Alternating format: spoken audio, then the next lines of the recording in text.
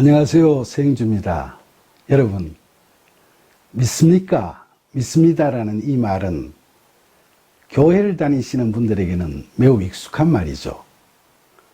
우리는 믿음이란 단어를 많이 쓰지만 정작 신앙생활 초기에는 저도 믿음을 잘못 이해해서 복음에 대한 지식적 이해를 제 자신의 믿음으로 착각했던 때가 있었습니다.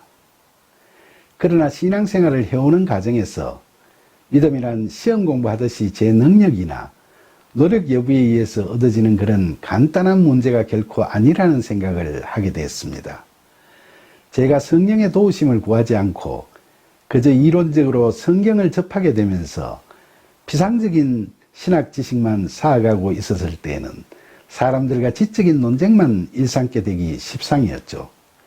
그러다 보니까 성경에 대한 지식이 믿음의 강도를 결정하는 것으로 오인해서 교만과 위선에 사로잡힌 채 사랑과 지혜가 없는 지식의 칼로 다른 사람들의 신심을 재단했던 적도 간혹 있었습니다. 그런데 여러분, 에베소서 2장 8절에서 사도 바울은 너희는 그 은혜에 의하여 믿음으로 말미암아 구원을 받았으니 이것은 너희에게서 난 것이 아니요 하나님의 선물이라고 이야기합니다. 그러니까 신앙생활에서 믿음의 큰 물꼬를 트는 것은 하나님의 은혜가 있어야 가능하다고 하겠습니다. 그런데 그런 은혜로운 도우심을 바탕으로 참된 믿음을 쌓아가면서 선한 삶을 살아가기 위해서는 반드시 전제가 되어야 할 것이 있다고 생각합니다. 우리는 흔히 믿습니까? 하면 믿습니다라고 응답하는데 무엇을 믿는다는 겁니까? 많은 사람들이 하나님을 믿습니다. 예수님을 믿습니다라고 이야기하는데 우리가 믿음의 대상을 하나님이나 예수님이라는 어떤 존재 그 자체로 삼다 보면 우리가 이 두 분에 대해서 잘 모르고 있기 때문에 자칫 잘못하면 우리의 신앙이 하나님이나 예수님을 우상으로 삼는 기복신앙으로 흐를 위험이 매우 큽니다. 하나님의 뜻이나 예수 그리스도의 믿음과 십자가 복음에 대한 뚜렷한 인식이 없는 상태에서 그저 자신이 겪고 있는 고난과 절망에서 하루빨리 벗어날 목적으로 교회를 찾아온 사람들 중에서는 하나님과 예수님을 자신을 건져줄 절대적 우상으로 삼고 매달리는 경우도 있을 수 있고 꼭 그런 사람들이 아니라도 예수 그리스도를 마치 요술 램프처럼 생각하고 심지어 예수님께서 피 흘림에 매달려 있던 그 십자가 앞에서조차도 자신의 부귀영화나 세상적 바램만을 빌고 있는 웃지 못할 사례도 허다하지 않습니까? 예수님께서 겪으신 아픔과 고통에 대해서는 아무런 생각도 없이 그저 돈 주세요, 복 주세요 하고 자기 소원만 비는데 급급하는 사람이 어찌 예수 그리스도 안에 내 안에 예수 그리스도가 계신다는 소위 예수 그리스도와 하나 되는 삶을 살고 있다고 할 수 있겠습니까? 여러분, 우리는 갈라디아서와 로마서의 사도 바울의 말씀에서 성경이 말하는 믿음이 무엇인지를 잘 알 수 있습니다.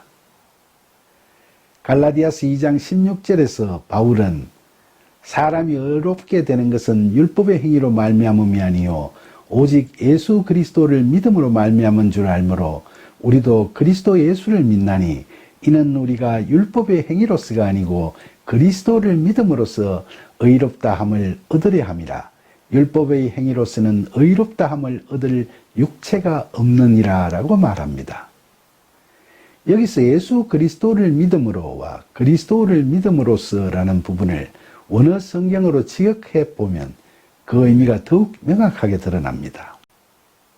여기서 예수 그리스도를 믿는다는 말은 원어 헬라어로 보면 피스테오스 예수 그리스도인데 이것은 믿음이라는 것이 목적격인 예수 그리스도를 믿는 믿음이 아닌 소유격인 예수 그리스도의 믿음이라고 번역하는 것이 맞습니다. 영어 성경도 The face of Jesus Christ로 소유격인 예수 그리스도의 믿음으로 기록되어 있습니다. 그리고 말미암아라는 단어는 헬라어로 디아를 번역한 것인데 이것은 정확히 번역하면 말미암아가 아니고 통하여입니다. 그러니까 원어성경 갈라디아서 2장 16절의 우리말 번역은 예수 그리스도를 믿음으로 말미암아가 아니라 예수 그리스도의 믿음을 통하여 라고 하는 것이 맞다고 봅니다. 그리고 그 믿음을 통하여 우리가 의롭게 여김을 받는다는 의미는 로마서 3장 10절에 의인은 없나니 하나도 없으며 라고 했듯이 우리는 우리 자력으로 의인이 될 수가 없습니다만 예수 그리스도만이 하나님의 의를 나타낼 수 있는 믿음을 소유하고 계시기 때문에 우리가 그분의 믿음을 통해서 의인의 삶을 살 수 있다는 겁니다. 갈라디아서에서 다른 구절, 우리가 즐겨 있는 갈라디아서 2장 20절을 봐도 우리말 성경은 하나님의 아들을 믿는 믿음 안에서 사는 것이라 라고 기록되어 있지만 원어 성경을 직역하면 하나님의 아들의 그 믿음 안에서 사는 것이라고 되어 있습니다. 이것은 예수님의 말씀에서도 확인할 수 있습니다.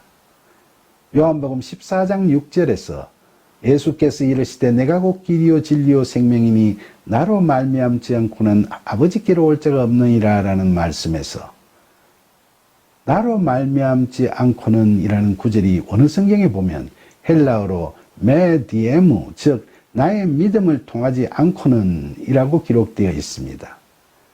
이처럼 우리말 성경에서 예수님을 믿는다고 하는 것은 예수 그리스도의 믿음이 바로 진리이기 때문에 그 진리를 믿는다는 것을 의미하는 겁니다.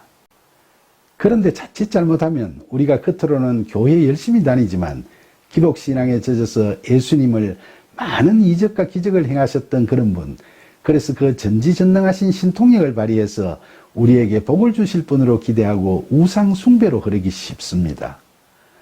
믿는다면서 하나님이나 예수님을 우상으로 믿지 않도록 경계해야 하겠죠.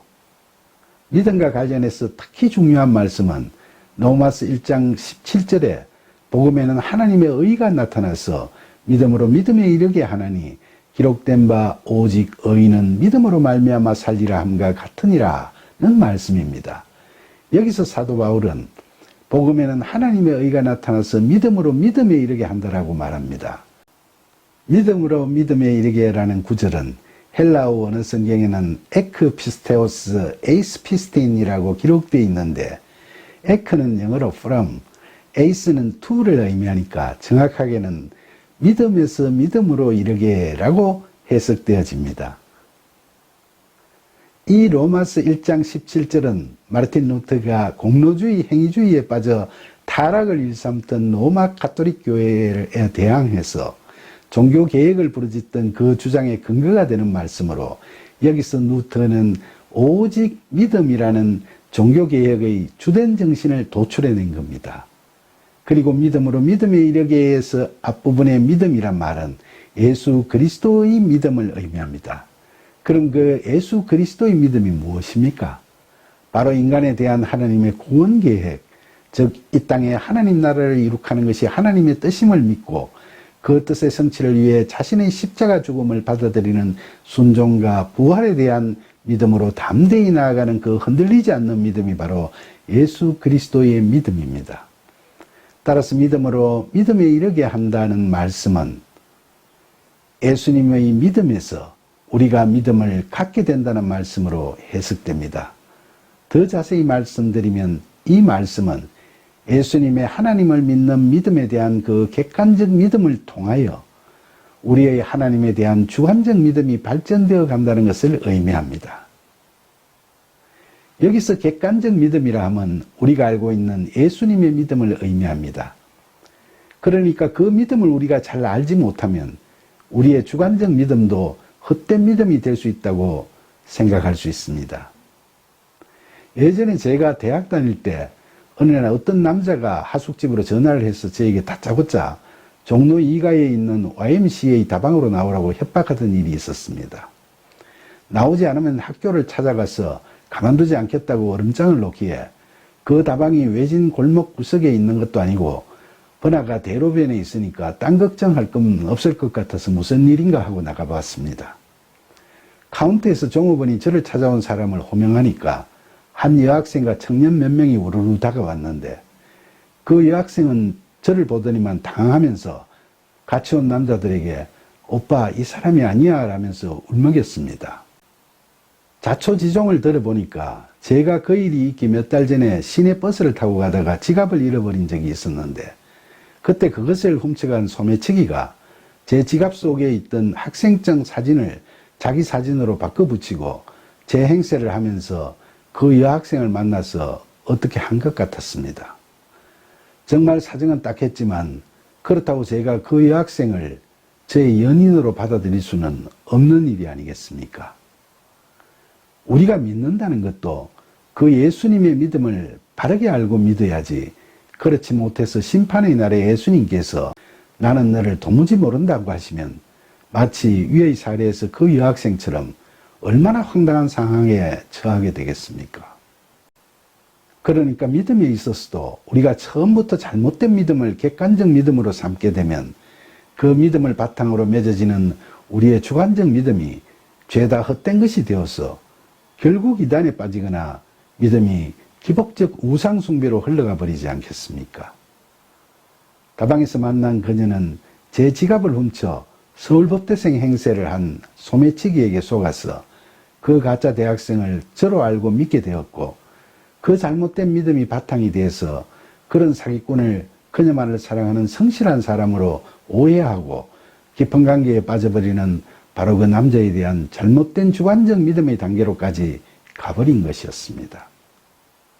그 결과 그녀의 인생의 장밋빛 꿈은 여지없이 짓밟혀져 버리고 말았던 거죠. 그러니까 믿음으로 의인의 삶을 살아가는 데 있어서도 먼저 객관적 믿음이 하나님이나 예수 그리스도를 믿는 믿음이라면 그분에 대한 바른 인식, 즉 진리에 대한 바른 인식이 없이 그저 우리의 소원을 다 이루어 주실 절대자, 전지전능하신 존재로만 인식하고 온 마음 다해 이에 매달릴 경우 그 정성이 아무리 대단하더라도 우리는 우상 숭배자, 철저한 기복 신앙인이 되어버리는데 그치고 말 겁니다. 그리고 우리가 복음에 대한 바른 이해가 없이 단지 예수님이란 존재를 믿음으로써 의로워진다라고 생각해버리면, 다시 말하면 복음의 진리의 내용에 대한 분명한 인식 없이 자신이 그냥 피상적으로 생각하는 예수님을 우상처럼 믿기만 하면 구원받는다고 생각해버리면 행동을 개차반으로 하면서도 구원받았다고 날뛰는 이단의 무리에 속해버리고 마는 거죠. 따라서 우리가 믿음으로 믿음에 이르러 그 믿음으로 의인의 삶을 살아야 한다는 로마서 1장 17절의 가르침은 바른 객관적 믿음이 전제되어야 하고 그 후에 이를 바탕으로 바른 주관적 믿음을 이루어 나가야 한다는 것임을 알 수 있게 합니다. 예수님께서는 그 온전한 믿음으로 우리를 사랑하시고 우리의 죄를 용서하시면서 우리를 위해 하느님께 순종하여 십자가에서 죽으시고 부활하시는 완전한 사랑을 나타내 보이심으로써 율법을 완성하셨습니다. 따라서 우리에게 그리스도의 이런 온전한 믿음이 있다면 그 믿음은 반드시 우리를 그 믿음대로 이끄는 강한 힘을 가지게 되겠죠. 여러분, 히브리서 11장 1절은 믿음은 바라는 것들의 실상이요 보이지 않는 것들의 증거라고 이야기합니다. 우리 눈에 보이는 것을 바라는 것은 참된 믿음이 아닙니다. 부자, 출세한 사람, 멋진 연예인 등등 눈에 보이는 세상적인 것들을 바라고 우리의 의지와 신념으로 이를 추구하는 것은 히브리서에서의 참된 믿음이 아니라 우리의 자아실현, 자기 자랑, 자기의의 성취를 향한 몸부림일 뿐입니다. 객관적 믿음의 대표적 대상은 성경이라고 할 수 있겠죠.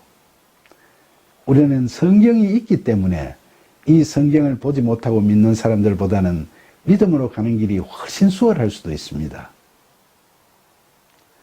그러나 이것이 있기 때문에 또한 헛된 믿음으로 가기가 더 쉬울 수도 있습니다. 예를 들어 말씀드리자면 아까 지난날 제가 경험했던 사건에서처럼 객관적 믿음의 대상으로 한 남자가 있었지만 이 사람을 어떻게 파악하느냐에 따라 객관적 믿음의 결과가 다르지 않겠습니까? 이처럼 우리도 성경이 우리들 앞에 놓여 있지만 이 성경을 어떻게 해석하느냐, 다시 말하면 성경에 기록되어 있는 말씀의 참뜻이 무엇이냐를 바르게 알아야 예수님의 믿음이 무엇인지를 알 수 있고 바른 객관적 믿음을 가질 수 있다는 겁니다. 그러니까 히브리서에서 말하는 것처럼 믿음은 바라는 것의 실상이라고 할 때 우리가 바라는 것은 바른 성경적 해석을 통해 바르게 알게 되는 하나님 나라와 예수 그리스도의 믿음이라고 할 수 있습니다. 그것을 바르게 알아가는 것, 이것이 바로 바른 객관적 믿음이 되는 거죠. 이런 바른 객관적 믿음을 통하여 우리가 영적, 인격적으로 하나님을 만나고 그분과 허심탄회한 대화를 통해 주관적 믿음이 쌓여져 갈 수 있습니다. 이처럼 성경을 통해 얻는 예수 그리스도의 믿음, 즉 하나님께서는 이 땅을 하나님의 나라로 만드시고자 하신다는 믿음에 대한 우리의 객관적 믿음이 주관적 믿음으로 성숙되기 위해서는 바로 내가 예수 그리스도 안에 거하고 예수 그리스도께서 내 안에 거하시는 그리스도와 하나됨의 상태로 들어가야 할 겁니다.